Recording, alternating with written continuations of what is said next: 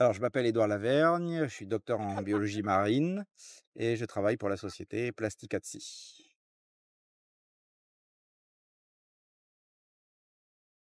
Alors, Plasticatsi, c'est une entreprise privée à trois pôles. Un pôle de quantification dont je suis le responsable. Le but de ce pôle, c'est de quantifier la pollution plastique, particulièrement en mer, mais également en rivière et sur terre. On regarde la pollution des macroplastiques jusqu'aux microplastiques et du haut de la montagne jusqu'au fond des océans.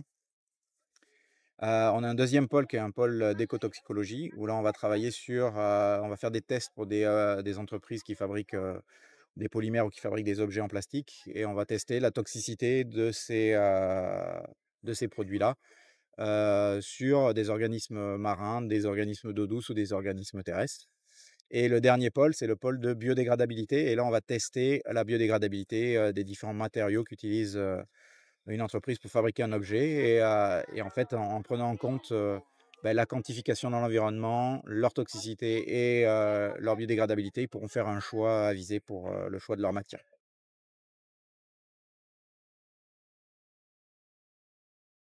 Sur le projet TRAP, on a 6 sites d'échantillonnage, sur toute la région de la FLE, qui va de, Canet au nord jusqu'à Tarragone au sud. Et surtout les sites d'échantillonnage, l'intérêt, c'est de pouvoir quantifier en fait, la pollution plastique, sur les plages, que ça soit du macro, du méso ou des microplastiques. Voilà et nous, on est responsable pour cette partie-là et on est responsable également, pour la partie eau des très petits microplastiques. Et après, on a nos partenaires avec qui on travaille, les partenaires espagnols, qui sont l'université de Barcelone et l'université polytechnique de Catalogne.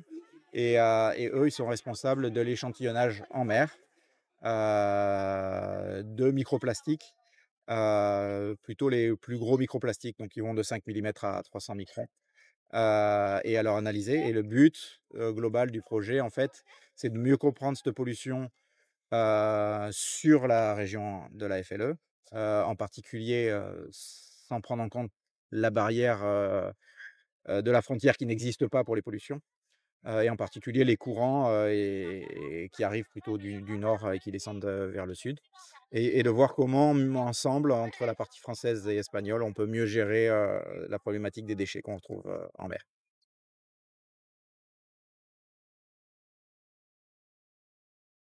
Bah, l'importance donc du projet transfrontalier, bon, c'est de mieux connaître ses voisins, de pouvoir travailler ensemble, peut-être même d'avoir, des idées complémentaires auxquelles on n'aurait pas forcément pensé sur une problématique qui est la même, et de pouvoir, partir sur les mêmes, données, les mêmes informations pour pouvoir agir sur le problème, de manière, j'allais dire, synergique, de manière simultanée et en synergie et pas en opposition où il y en a un qui fait quelque chose, puis l'autre fait autre chose, qui serait, contre-productif.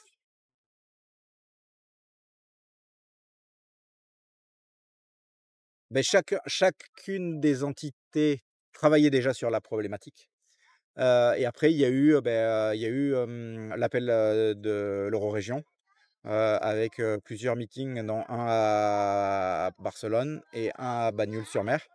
Et donc on s'est croisés plusieurs fois, on a posé pas mal de questions, sur les différentes présentations, qui ont eu lieu à ces moments-là et au fur et à mesure, on est venu à discuter ensemble, les 3 partenaires et à dire: «Bah, ça serait une bonne idée de déposer un projet».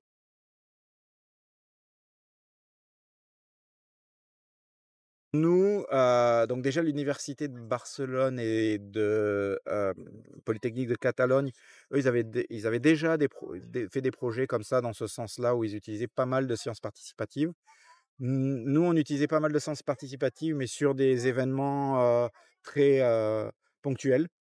Là, on a un pas d'échantillonnage qui est tous les mois, pendant 18 mois, donc c'est beaucoup plus fréquent, c'est beaucoup plus compliqué de pouvoir, attirer, des personnes lambda sur un site. Mais on a fait l'effort et on voulait éviter de convaincre des convaincus. C'est-à-dire d'avoir des associations environnementales qui viennent sur le projet pour travailler dessus parce que c'est des gens qui sont c'est de la science participative, mais c'est des gens qui sont déjà convaincus, par, ces problèmes environnementaux et en fait, là, sur, une partie des sites, ou beaucoup, on a des associations, ça peut être même sur la totalité, hein, même la partie espagnole, des associations, ou des clubs sportifs de type, club de surf, club de paddle, club d'aviron, club de marche pour la plage et c'est ces gens-là qui, eux, vont réaliser, les protocoles scientifiques pour récupérer les échantillons.